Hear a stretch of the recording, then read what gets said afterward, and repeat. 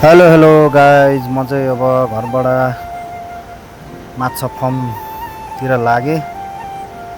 यहाँ चाहिँ नातिहरू छोराहरू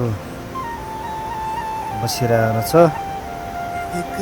अनि यता चाहिँ मेरो छोरा आयुष हाई गरेर बाई गरे हो कि हाई गरे हो।